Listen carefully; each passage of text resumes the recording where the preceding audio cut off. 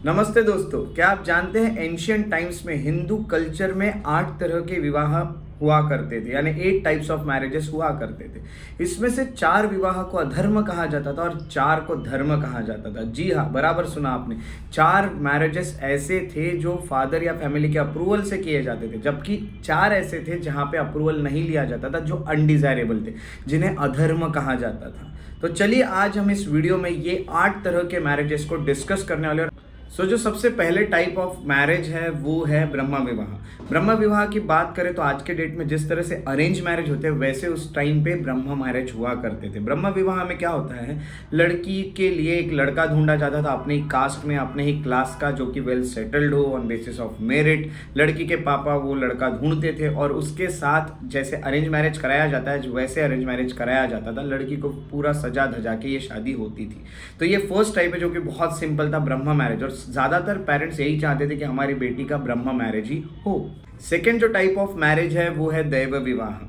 दैव विवाह में होता क्या था, जब भी किसी के यहाँ सेरेमनी हुआ करती थी, कोई यज्ञ या हवन हुआ करता था, तो जो भी पंडित या प्रीस्ट आते थे उनको कोई दक्षिणा देनी होती थी।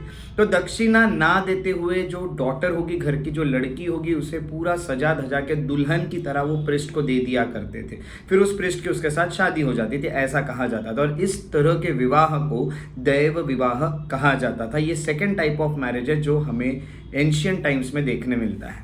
तीसरे टाइप का जो मैरिज आता है वो है अर्श विवाह। अर्श विवाह में जो बार्टर सिस्टम होता है ना, जैसे हम एक चीज़ लेते हैं और दूसरी चीज़ उसके बदले में देते हैं, उस तरह का ये मैरिज हुआ करता था। आज के डेट में जैसा डाउरी होता है उससे थोड़ा सा उल्टा।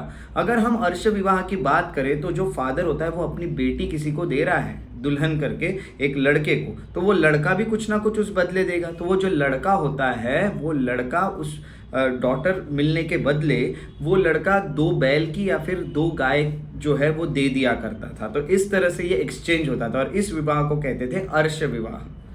अगला जो हमें विवाह का टाइप देखने मिलता है वो है प्रजापात्य विवाह। प्रजापात्य विवाह में लड़का जो होगा, जो भी दूल्हा होगा, उसकी वर्शिप की जाएगी, उसकी पूजा की जाएगी, फिर उसको पूरे ऑनर के साथ दुल्हन दे दी जाएगी। जब दुल्हन दे दी जाएगी तो जो दुल्हन के फादर होंगे वो ये जो न्यूली वेडेड कपल होंगे, इनको कहेंगे कि अब आप जाइए और अपनी हाउस होल्डर वाली ड्यूटी पूरी कीजिए। अब अपनी विवाहिक जो जिंदगी है उसे शुरू कर सकते हैं। अब आप दोनों साथ में रह के उसे पूरा कीजिए। इस तरह से जो विवाह रहता था ये प्रजापात्य विवाह है। तो जो ये 4 तरह के मैंने विवाह आपके साथ डिस्कस किए थे, इन्हें धर्म कहा जाता था। धर्म यानी हम कहेंगे कि with the approval of father, इनको अच्छे मैरिजेस कहा जाता था। अब अगले 4 जो मैं डिस्कस करने वाला हूँ वो अनडिजायरेबल रहेंगे, जो किसी फादर के या पेरेंट्स के इच्छा से नहीं कराए जाते थे ज़्यादातर। ये 4 विवाह अब हम देखने वाले हैं।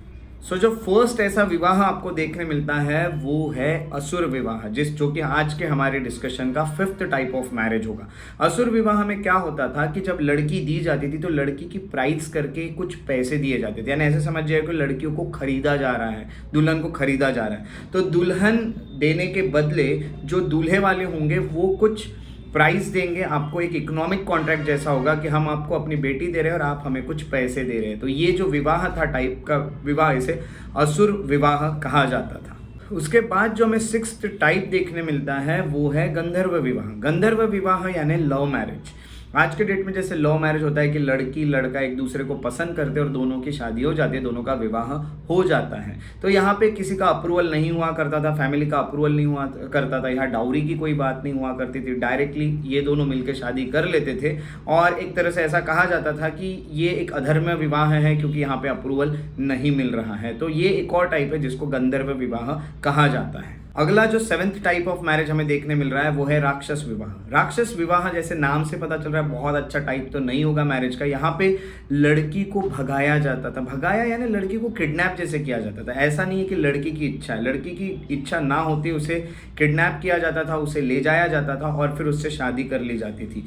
अगर उसका कोई भी व्यक्ति उसे छुड़ाने अगर आएगा, उसे रेस्क्यू करने आएगा तो उसको मार दिया जाता था जान से। इस तरह का ये विवाह राक्षस विवाह कहलाता था। उसके बाद जो आखिरी और लास्ट टाइप ऑफ विवाह जो हम यहाँ पे देखेंगे वो है पिशाच विवाह। जी हाँ, जैसे नाम से आपको पता चल रहा है कि पिशाच विवाह भी बहुत अच्छा कोई टाइप ऑफ विवाह नहीं होगा। इस विवाह में लड़की के साथ कुछ गलत किया जाता था, फॉर एग्जाम्पल उसके साथ रेप किया जाएगा, फॉर एग्जाम्पल उसके साथ कुछ ऑफेंस किया जाएगा, फॉर एग्जाम्पल उसको कुछ इंटॉक्सिकेंट्स देके नशे में लाया जाएगा, उसको होश में नहीं रखा जाएगा, या फिर आप कह सकते हो कि उसके साथ फ्रॉड किया जाएगा और फिर उसको मजबूर किया जाएगा, उसको धमकाया जाएगा कि अब देख तेरे पास ऑप्शन नहीं, अब तुझे मुझसे शादी करनी पड़ेगी, तुझे मुझसे विवाह करना ही पड़ेगा, और फिर उसके साथ विवाह किया जाता था। इस तरह का एक और अधर्म वाला विवाह जो माना जाता है वो है पिशाच विवाह।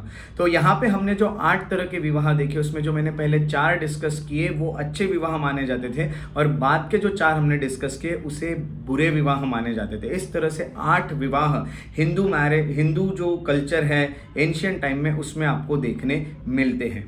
सो अगर आपको मेरे वीडियोस पसंद आते तो उन्हें लाइक ज़रूर करें, शेयर करें और यूट्यूब चैनल को सब्सक्राइब करके बेल आइकॉन को प्रेस ज़रूर करें, और जितना हो सके वीडियो को शेयर करें, क्योंकि जो नॉलेज होता है वो बांटने से बढ़ता है। तो ज़्यादातर लोगों तक नॉलेज पहुँचाते रहिए और अपना भी ज्ञान बढ़ाते चलिए। तो मैं मिलूंगा आपके साथ अगले वीडियो में, तब तक अपना ख्याल रखिए। Take care and have a very good day.